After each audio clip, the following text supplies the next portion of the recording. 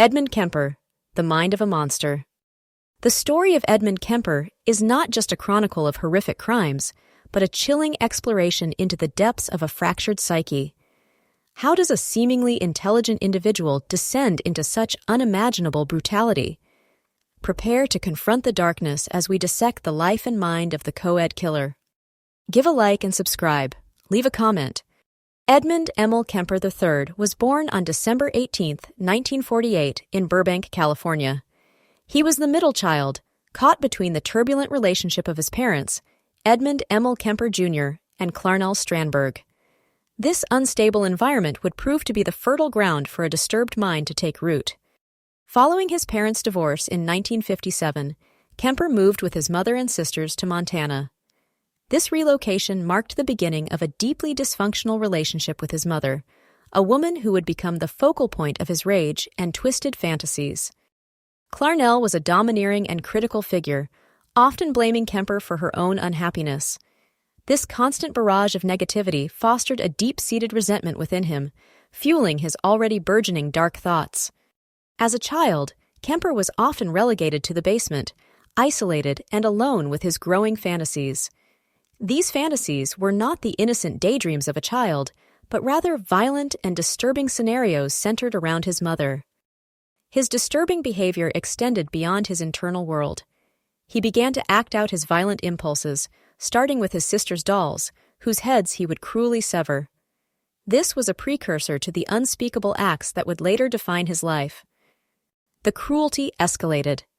Kemper coerced his sisters into playing a disturbing gas chamber game, a chilling foreshadowing of his later capacity for inflicting pain and suffering.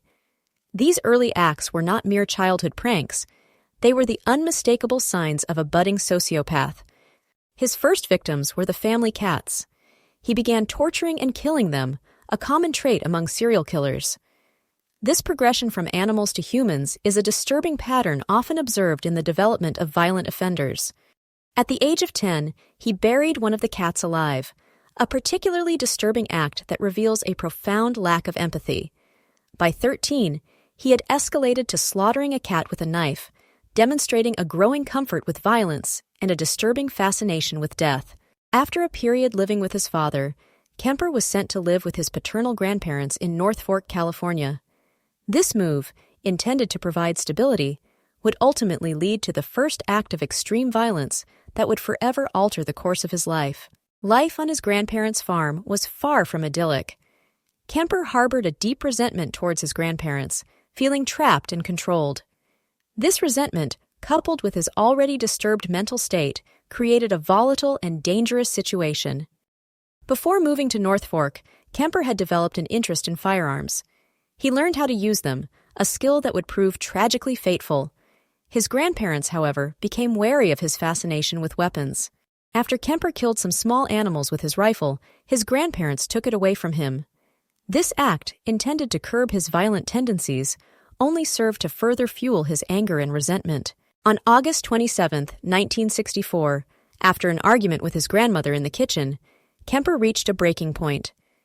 He shot her in the back with a .22 caliber rifle, ending her life in a brutal and senseless act. When his grandfather returned home, Kemper shot him as well, ensuring that he would not have to live with the knowledge of his wife's murder. This act, while seemingly merciful, was still a calculated and cold-blooded decision.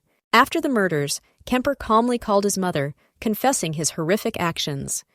His explanation for killing his grandmother was chilling. He wanted to see what it felt like. This statement reveals a profound lack of empathy and a disturbing curiosity about violence. Following his confession, Kemper was handed over to the California Youth Authority. He was subsequently diagnosed with a high IQ and paranoid schizophrenia, a diagnosis that would later be debated and questioned. He was then sent to Atascadero State Hospital, a facility for the criminally insane. This marked the beginning of his long journey through the mental health system, a system that would ultimately fail to contain his violent impulses. In 1969, at the age of 21, Kemper was released from Atascadero State Hospital. Despite his history of violence and mental instability, he was deemed fit to re-enter society. This decision would have devastating consequences. He joined his mother in Santa Cruz, California, a move that would reignite the toxic dynamic that had fueled his earlier violence. The proximity to his mother, the object of his deepest resentment, would prove to be a fatal mistake. Kemper attempted to lead a normal life, attending community college and working various jobs. He even worked for the Department of Transportation in 1971, seemingly integrating himself into society. He harbored ambitions of becoming a state trooper, but was rejected due to his size. This rejection, while seemingly insignificant, may have further fueled his feelings of inadequacy and resentment. Ironically, Kemper associated with Santa Cruz police officers, even receiving a training school badge and handcuffs from one. This access to law enforcement resources would later be exploited in his horrific crimes. He even borrowed a gun from an officer, a chilling example of how easily he was able to manipulate those around him. He also owned a car that resembled a police cruiser, further blurring the lines between law enforcement and criminal activity. In 1971, Kemper was injured in a motorcycle accident, receiving a $15,000 settlement. This financial windfall provided him with the means to further indulge his dark impulses. It was during this period that Kemper began picking up female hitchhikers, initially releasing them unharmed. This was a calculated game, a way for him to test his control and indulge his fantasies before escalating to violence. He began storing tools for murder in his car, a gun, a knife, and the handcuffs he had obtained from the police officer. The stage was set for the horrific crimes that would soon follow. Kemper's initial restraint soon dissolved, giving way to a brutal and calculated spree of violence. He began targeting young female hitchhikers, transforming Santa Cruz into a hunting ground for his twisted desires. His first victims were Mary Ann Pess and Anita Lucchesa, two Fresno State students. Pessy's head was later found in the woods near Santa Cruz, a gruesome discovery that sent shockwaves through the community. Lucchesa's remains were never found, adding to the mystery and horror of the case. Kemper stabbed and strangled Pess, then stabbed Lucchesa, demonstrating a growing proficiency in his methods of murder. He brought their bodies back to his apartment, where he engaged in unspeakable acts of necrophilia. He removed their heads and hands,